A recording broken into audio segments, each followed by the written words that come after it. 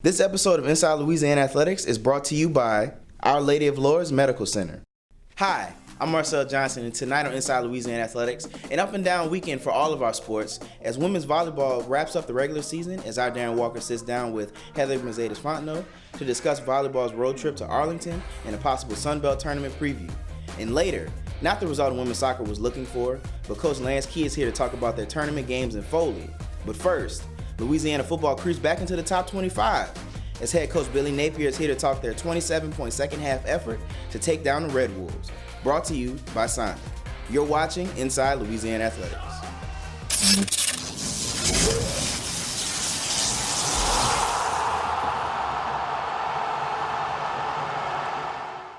Hello and welcome to Inside Louisiana Athletics. The Ragin Cajuns football team sits atop the Sun Belt West standings at 6-1, and they are now back in the top 25 after a 27-20 win over Arkansas State this weekend. Here now to talk about that and preview South Alabama is the head coach, Billy Napier. You know, it wasn't always pretty and it wasn't perfect, but it was a hard-fought win and really got the momentum going early. Yeah, no, I think, what you would expect from a rivalry game. I think kind of pull out all the stops, regardless of their record.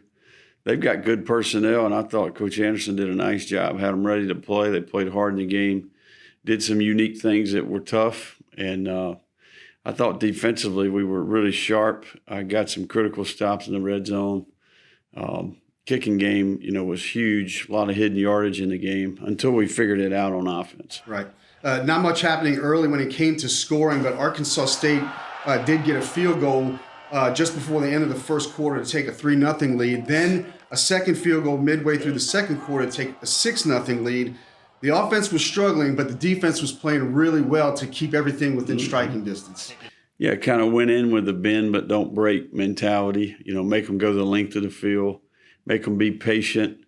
And ultimately, that's what the game came down to. They slowed down inside the 10 a couple of different times, and then we got some takeaways.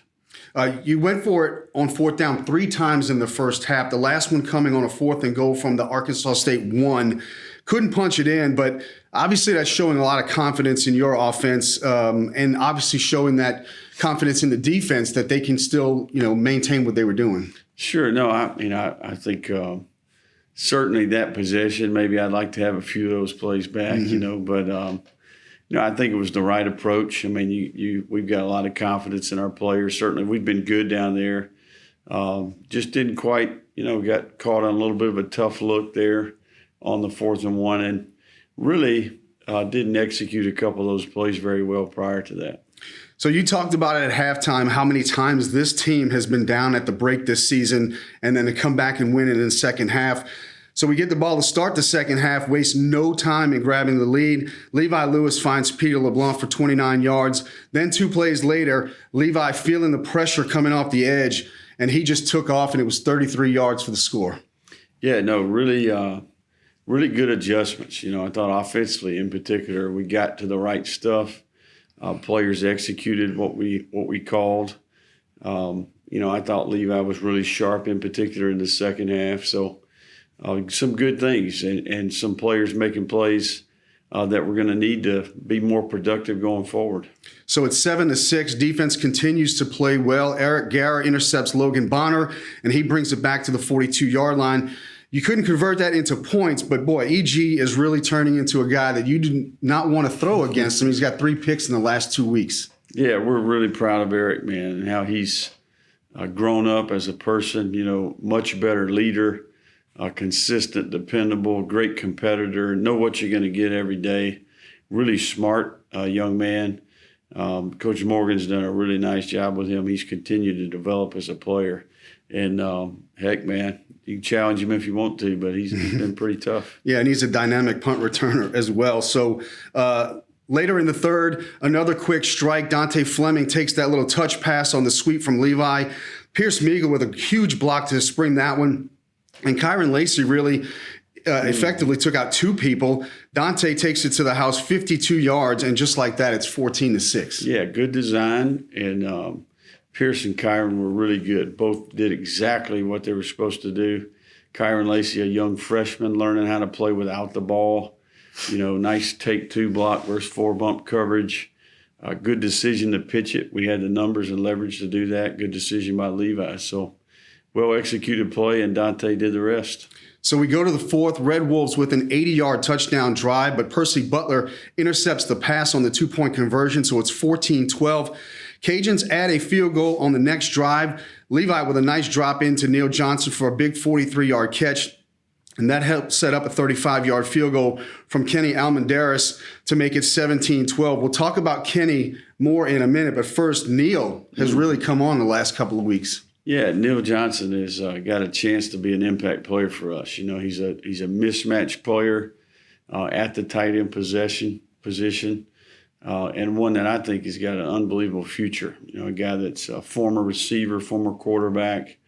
He's going to be a factor going forward for sure. The defense holds on 4th down to give the ball back to the offense. Elijah Mitchell rips off a 47-yard run to the 1-yard line. A penalty brought it back to the 17, and the drive there stalls, and it's Almendares again, this time from 43. And it looked like it could have been good maybe from 53. He really hit that one good. Great to see him taking advantage of his opportunity. Yeah, man. Kenny's really developed nicely as a place kicker. When he first got here, he was a soccer player, had a big leg, a player we felt like was worth investing in. Coach Disher's done a really nice job with him. He's gotten better and better. And in practice, he's been doing his job. He's been hitting them through the upright. So gave him an opportunity, and he stepped up for us for sure. 20-12 now. Red Wolves answer, and they do it quickly. 2 big plays, and they're in the end zone. They also get the 2-point conversion, so we're tied at 20. So now 2:20 on the clock, and the offense goes to work. It's Neil Johnson again with a 12-yard catch. Trey Regis on the ground for 15. Elijah Mitchell on the ground for 15 more, and then Eli finishes the drive from 2 yards out to push the lead back to 7. And what I noticed about that drive is how calm, cool, and collected everybody was, just taking their time and making the plays. Yeah, big kickoff return there. They chose to sky kick the ball. Pierce Meagle, fields it, does a nice job with a vertical return. We got the ball on the 39-yard line. So, it had got me thinking we should do the 2-minute approach the entire game, But really good job by Levi. Had the timeouts in our pocket, able to mix it up there with the running plays. All the players were on point there. Really, really well done at a critical moment. The Red Wolves with one more chance, 1:13 left on the clock, but the defense rises up again on a 4th and 15. Logan Bonner is picked off by Mekhi Gardner to go ahead and seal the win. Yeah, we got takeaways and got 4th down stops in the game. Won the 4-point plays. We talk about it all the time. You got to try to force field goals in the red zone. But the cumulative effect of all that was found a way to win it. And, job well done, I thought, across the board. A lot of people contributed to that win. Another big Western Division matchup this week. South Alabama comes to Cajun Field. They are 3-4, but as we all know, anytime they come to town, it is going to be a slugfest. They kind of like it down and dirty. No, Coach Campbell's a heck of a coach, and we've got a lot of respect for how they run their team. And they've given us issues, man. They're a big physical team, one that's caused problems for our front seven, for our offensive line and on the edges. So this is one of the better teams that we're going to play, despite the record. I think they're going to be ready to go. They're certainly in contention in the West, so they'll be motivated. It's going to be a big one. Cajuns are bowl eligible for the 3rd year in a row. They will face South Alabama at 1 p.m. at Cajun Field. You can catch that game on ESPN+. Go to RagingCajuns.com for ticket info and COVID protocols.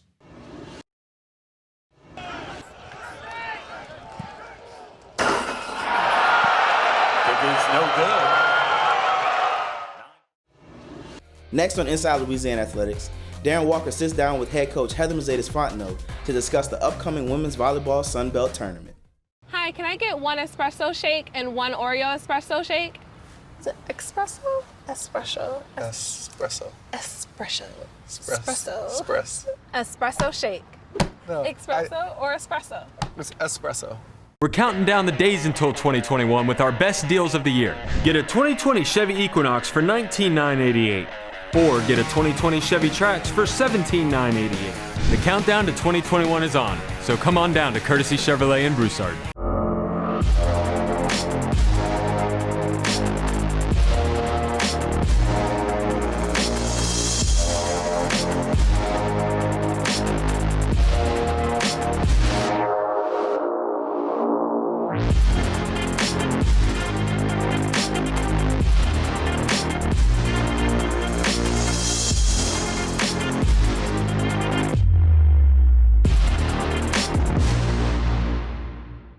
To perform, you need speed, skill, strength. With every muscle, every move, you push your body to reach its full potential. But sometimes you just can't push through the pain. That's when you know it's time to address it. So when injury puts you on the sidelines, trust us to get you back in the game. Lourdes Sports Care, the team behind your team. At Courtesy Buick GMC, we're still counting down to 2021. Get $10,000 off a 2020 Buick Enclave, or get 0% financing for 84 months, or get $12,000 off a 2020 Buick Envision, or get 0% financing for 84 months. Courtesy Buick GMC in Lafayette. I wonder who thought of the idea to come up with Oreo in an espresso shake, to mix espresso and a shake. And the ice cream. You sprinkle some Oreo on top of that, just really gives it that razzmatazz. Espresso shake. That's good razzmatazz. Good razzmatazz. It's great. Welcome back to Inside Louisiana Athletics. The Ragin Cajuns volleyball team with a big weekend, taking 2 of 3 from the Texas Arlington Mavericks. Here now to talk about the weekend is the head coach, Heather Mercedes-Fontenot. So you take 2 of 3 and you improve to 17-5 on the season. Just some very competitive matches throughout the weekend with two teams that are pretty evenly matched. Well, no question. And we knew that this was going to be a big weekend, not only for standings, but also because, it's us and them and in a dogfight. But I tell you, I couldn't be more proud of our girls. And we hadn't been on the road in a month. Mm-hmm. So I didn't know how we were going to travel because it's like, okay, we've been nice and easy at home. So now we got to travel and we got to play some super tough matches. Right. Friday morning, the Mavericks jump out 2-0 very early. Just a lot of unforced errors. I think at one point you might have had 20 attack errors, a lot of errors to overcome. Yeah, I think that first set we had 16 kills and 15 errors or something crazy, and the second set wasn't any better. And so once we, and we just kept talking to them because with our staff right now, the biggest thing is just keeping them motivated and positive because it's a long part of our season right now. COVID is really trying. They're not allowed to hang out with their friends. I mean, there's so many things right now. Mm-hmm. And so for them to just be able to do what they did Friday morning, it was amazing. Well, let's talk about what they did. Third set, your backs are against the wall, but what a response. You jump out to a 10-4 lead early and hold them pretty much at bay the rest of the way to win that set 25-19. But even that set wasn't easy, right? And, we go back to the very first set. We actually came back and almost won the first set. So we, it wasn't like we were down. And so in the third set, they were like, let's go, guys. And then, in volleyball, along with anything, you get a little bit of momentum. Mm-hmm. And so once it's tied, once you go to the fifth set, at that point, nothing else matters. It's anybody's ball game.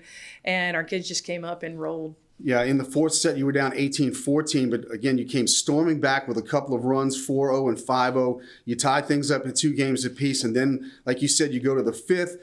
Things are tight early, but you get a 9-3 run that gets you that separation, and you wind up winning the match 3-2.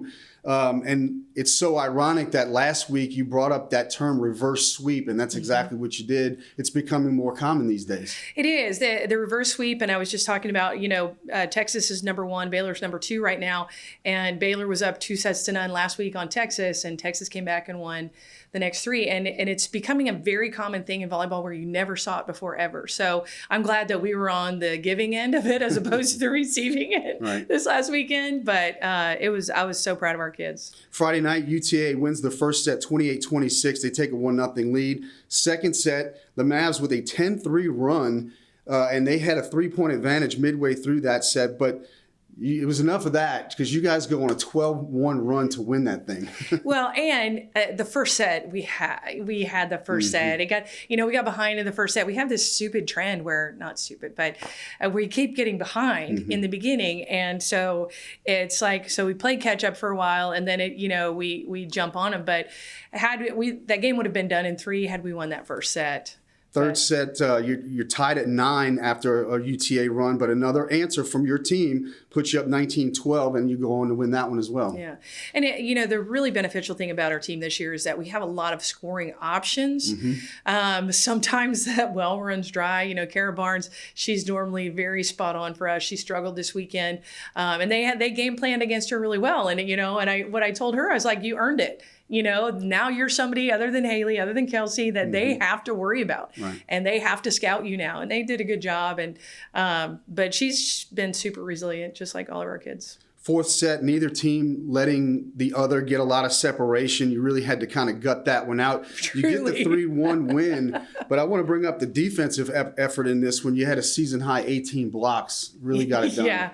Yeah. And you can tell when you have a lot of blocks because the other team had a lot of blocks too, that kids' legs are going because it was a long 5-setter that morning. And so that's 9 sets in one day, which is insane. So that's like 5-6 hours of high-level volleyball in one day. And so when you have a lot of blocks, number one, you're starting to learn people's tendencies, but number 2, it's just legs are gone. And so your ability to elevate and cut shots, those things become a struggle. But no, the fact that we finished that many blocks, I'll take it. I'll take it all day. 12th consecutive road win going back to 2019, but then on Saturday, that came to an end. They had to post that on social media, didn't they? It was the jinx. You split the first 2 sets. UTA takes 3 and 4 to win the match, and really kind of went back to how the weekend started with the errors again that put you behind. Yeah, and again, I will never make excuses for not playing well, and we didn't play well. But again, we had the first set and we let it go, so we could have been up 2-0.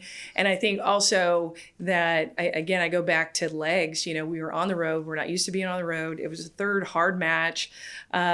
And it's going to be at that point the team and for the third match every weekend it's the home team almost exclusively that wins or the significantly better team, and we're very evenly matched teams. And so I really kudos to them for getting it out and getting a win, but we were happy to get out of there. Well, now you do get some rest because you have a little bit of time before the Sun Belt Conference tournament comes up, and of course we'll have you back next week to preview that. Thanks for the time as always, Coach. Coming up next on Inside Louisiana Athletics, Coach Lance Key talks about their 2 Sun Belt tournament games. We're counting down the days until 2021 with our best deals of the year. Get a 2020 Chevy Equinox for only $19,988, or get $11,000 off a 2020 Chevy Silverado 1500 Crew Cab. So come on down to Courtesy Chevrolet in Broussard. You are UL Lafayette's #1 priority. That's why we're following guidelines set by national and local health experts to protect you during the COVID-19 pandemic. The university is reorganizing rooms and spaces to reinforce social distancing, sanitizing campus buildings, and mandating that everyone wears protective equipment. But don't just take our word for it. Take a look for yourself at some of the many safety measures we're implementing, and you'll see that our priority is you. Patty, 100%. Patty, Patty. The flavor, the way they cook it, the way they season it, the way that it's made. Queso burger.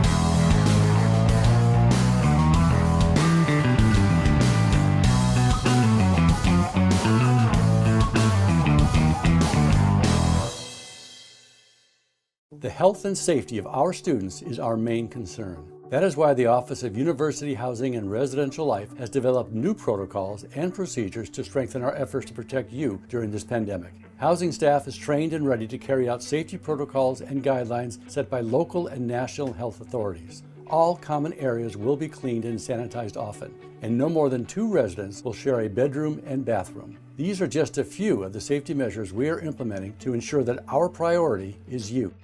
Welcome back to Inside Louisiana Athletics. The Ragin Cajun soccer season came to an end this past weekend at the conference tournament in Foley, Alabama. Here now to talk about that and the season as a whole is the head coach, Lance Key.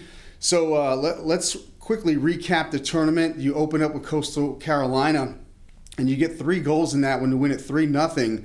2 of your goals coming from freshmen. Things were really working for you that day. Yeah, in fact, all 3 goals came from freshmen. And we turned up well. I think we were mentally prepared. We were in a really good space. We talked about last week just sometimes the value of that late season humbling experience and reminder to reorganize and refocus. And we had a great week of training going into the Sun Belt tournament. I was really proud of how they showed up. They came out, they competed from the start. I think they really tried to stay within our identity and do the things that we do well. We pressured them well. It's a good team. I mean, it's a really good soccer team. They play at a high level. And they caused us some problems, but we were able to really capitalize and be opportunistic with our chances. Some great effort and hustle type plays that you love to see late in the year, and just kids putting it on the line, and just super proud of the performance in that quarterfinal. And Friday afternoon, you go to the semis against South Alabama. You jump on the Jags early in the first 6 minutes with a goal, and then they come back with 4 unanswered. Kind of a tough afternoon, given the promising start that you had. We had a great start, again, really focused, and I feel like even had moved beyond the Coastal and really to another level, and were well prepared. The team was in good spirits and I think really believed in what we were doing and how we were going to go about it. We had a great start. Ashley Newland, one of our senior captains, scored the first goal of her career, a pretty big one in a conference semifinal to go up 1-0. And we're playing well. South are a very good team. I mean, they've won 7 of the last 8 Sun Belt Conference championships, and we beat them earlier in the year, and so we knew there was going to be a little bit of that on their mind, and it was a different match, and so we knew they were going to come back to us, and they did, and we were really a fairly even game, I thought, for a good part of the first half. We gave up a penalty, and that allowed them to draw even 1-1 and change the momentum a little bit. And then kind of a nothing play late, 30 seconds in the half. I think we went to sleep a little bit, thought that the half was over, and then we were going to get out of the half at 1-1. And they just threw it in fairly quickly and just served the ball into a dangerous area, caught us sleeping a little bit, and converted right at the stroke of halftime to go up 2-1. So it went from 1-0 early to down 2-1 going into halftime, which was a difficult situation, I think, psychologically for the group to focus on and be able to come back from. However, we had a really good start to the second half, and we're possessing the ball well. We're creating chances at 2-1. We had a ball that was served in off a corner that we headed down. It went up. They cleared it off the line to go could have gone 2-2 at that point in time, which obviously would have changed the momentum of the game. And then shortly thereafter, dispossessed us in a quick counter and converted 3-1. They pretty much did what we did in the quarterfinal, which was they converted all of their good chances. Right. We had 3 good chances against Coastal, and we scored 3 goals. They had 4 good chances against us, and they scored all 4 of them. And sometimes the game goes that way, but the kids battled. They battled right to the end. We got to end with the majority of our seniors on the field. And I really felt this season was going to be one where our seniors and our leadership were going to have such a big part to do with how far we could go. You look at someone like an Una Einersdottir who played the entire season without an ACL. Wow. Not with a repaired ACL, but without an ACL that she injured in March. And just talks about the resiliency and the strength, the fortitude of the senior class and the type of kids that we had, and how much they were willing to put it on the line and commit. And we fell short on the day. I think we did well. I think there were some things we should have done better, but we had a great season. And I tried to remind them at the end of the match that one result doesn't define your season, doesn't define your career. And I think our season can be defined as having been very successful and very significant in the continued evolution of our program, and very much on the backs of that senior class. Yeah, it's the best 2-season span in the history of the program, 18-13-4. Now looking ahead to 2021, there's so much going on here, so many moving parts with a freshman class coming up, an experienced, talented young group coming up, a roster that can come back and play. How do you attack figuring all that out before next year?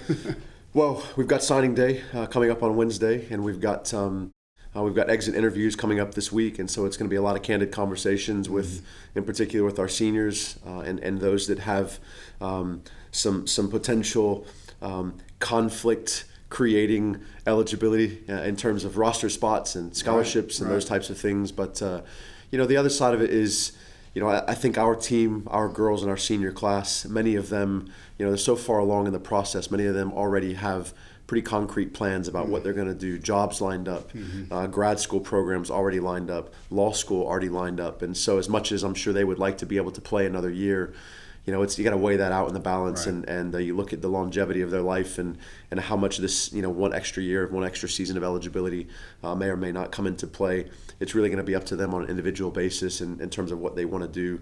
But I know many of them have plans. But, I think what I would say about the senior class, whether or not they return in part or in full, is just what a tremendous group of young women and how much of an impact they've had on me and our staff, and certainly on a very large young group of players that we brought in this past season, and have really set the tone. I mean, taking us from 3-12-3, as their sophomore experience, to 9-5-1, and a second straight semifinal appearance in the Sun Belt Conference tournament, and really played the Sun Belt Conference champions toe to toe. The result, I think, is a little bit skew in terms of the quality of the game. Not discounting or discrediting what South did, because they're a very good side and they were very opportunistic, but I think we played at a high level and we gave them some fits, and I think it positioned us well for the future. All right, Coach, thanks as always for the time, for the entire season, for that matter. We look forward to seeing what you guys can produce in the upcoming season 2021. What is it? Bangin'. This is what I call a bangin' burger. The chilies with the onions and the queso. Boom. Queso knows where it's supposed to be, where it belongs. Queso burger. If you're happy and you know it's Zydeco. If you're happy and you know it's Zydeco. If you're happy and you know it, then your feet will surely show it. If you're happy and you know it's Zydeco. If you're happy and you know it, mange. If you're happy and you know it, mange. If you're happy and you know it, loving God will help you show it. If you're happy and you know it, mange.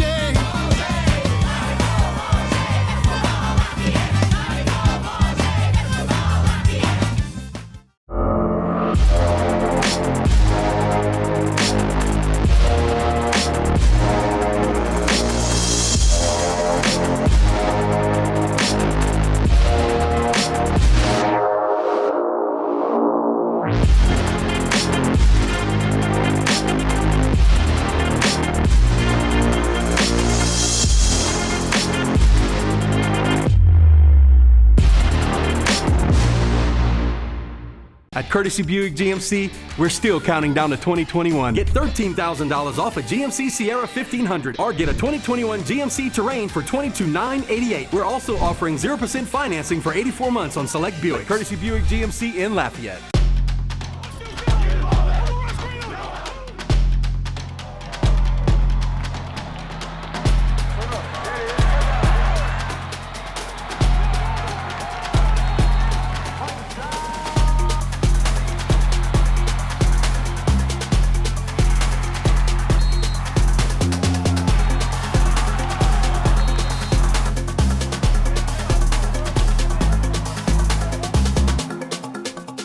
I don't even think I can make this at home for $3.99. No, you have to buy the meat, you have to buy the queso, you have to buy the bread, you have to buy the cheese, you gotta buy the grill, you gotta buy everything.